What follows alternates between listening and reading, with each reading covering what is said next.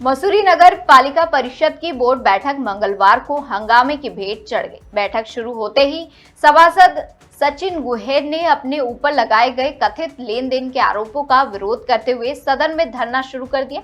उनके समर्थन में कई अन्य सभासद भी धरने पर बैठ गए, जिससे बैठक की कार्यवाही बाधित हो गई। हंगामे के दौरान पर्यटन प्रभारी चंद्र प्रकाश बडौनी पर बैरियर आए और कथित वित्तीय अनियमितताओं को लेकर सवाल उठे और उनके इस्तीफे की भी मांग की गई। बढ़ते विवाद के बीच बडौनी ने अपने पद से इस्तीफे की पेशकश कर दी, जिसके बाद माहौल शांत हुआ। नगर पालिका अध्यक्ष मीरा सकलानी ने कहा कि पूरे मामले की निष्पक्ष जांच कराई जाएगी और रिपोर्ट के आधार पर आगे की कार्रवाई की जाएगी।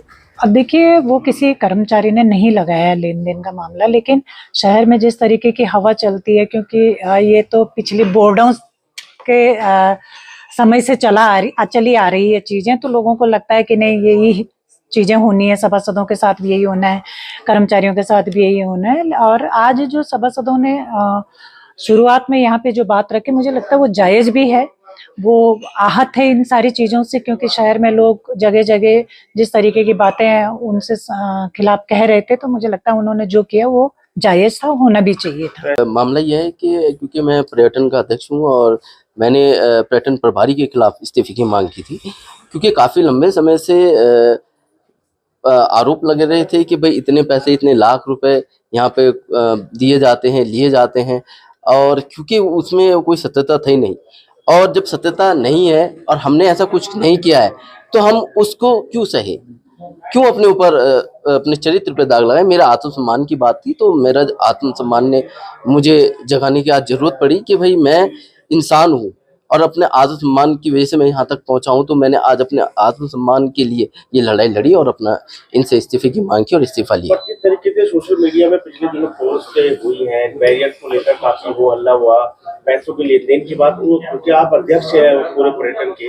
तो आप की जवाबदेही बनती है सारी चीजों। देखिए, जवाबदेही तो हमारी भी बनती है, ऐसा नहीं है कि हम उस चीज़ों से, पर हमने कई बार, देखो, ईओ को भी इस विषय में बताया था, ईसॉप को भी बताया गया, अध्यक्ष महोदय को भी बताया गया कि भाई कहीं ना कहीं जो ये गाड़ियां, रेंटल गाड़ियां जो अंदर से पिक एंड ड्रॉप कर रही हैं, चाहे वो कोई भी जो गाड़ियां गेट के अंदर जा रही हैं, तो वो किस टाइम पे जा रही हैं, कब जा रही हैं, उन सब की एक लिस्ट जारी होनी चाहिए, और कहाँ कहाँ से वो एंटर कर रही हैं उसका पूरा बायोडाटा हमारे पास होना चाहिए। पर वो बायोडाटा कहीं ना कहीं मिसगाइड दिखाई दे रहा था, और लगातार मीडिया के माध्यम से हम तक वो पहुंच रहा था कि गाड़ियां एंटर कर रही हैं, और जो कि गलत ढंग से है। प्रतिबंध होने के बाद भी वो गाड़ियां उसके अंदर थी, तो हम पे खुद पे भी एक दबाव था कि हम इस चीज़ों को करें।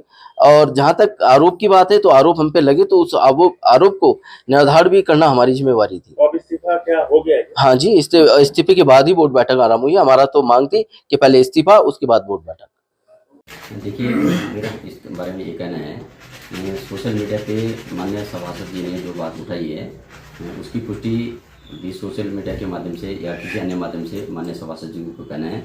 और चूँकि बोर्ड की गरिमा का प्रश्न आया और वहाँ पर मेरे इस्तीफे की बात आई है, तो मैंने बोर्ड का सम्मान करते हुए और पालिका का सम्मान करते, क्योंकि यदि माननीय सभासद का सम्मान है, उसमें हमारा भी सम्मान जुड़ा है, तो मैंने उस बात को मद्देनजर रखते हुए अपने से विगत 2-3 माह पूर्व अपने स्वास्थ्य कारणों के कारण उनसे निवेदन किया था कि मुझे इन दायित्व से मुझे मुक्त कर दिया जाए, और इस पर अब माननीय अध्यक्ष जी को ही निर्णय लेना है। और मैं पालिका हित में काम करने की प्रवृत्ति रही है, आज भी है और आगे भी पालिका हित में काम करेंगे।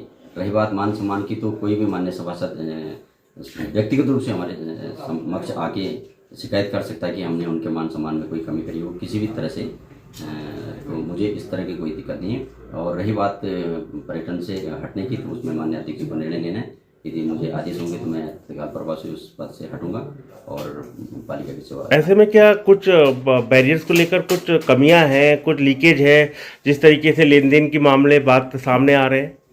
इस तरह के सार्वजनिक रूप से या सोशल मीडिया के माध्यम से जो बातें आती हैं, इस बारे में पालिका द्वारा उसको फास्टैग के माध्यम से या ऑनलाइन के लिए हम लोग उसमें प्रयास रहते हैं, और हम उसमें काफ़ी हद तक सफल भी हो रहे हैं। कुछ मुद्दे आते हैं रेंटल स्कूटी के लिए, तो हम लोगों ने विगत 2-3 माह में लगभग 80-85 हज़ार की हमने रेंटल स्कूटी से हमने आय प्राप्त की है। और सोशल मीडिया के माध्यम से मैं आपके माध्यम से सबको बताना चाहता हूँ कि हम लोग पूरा भरसक प्रयास कर रहे हैं, माल रोड की ट्रैफिक को कंट्रोल करने का प्रयास किया है।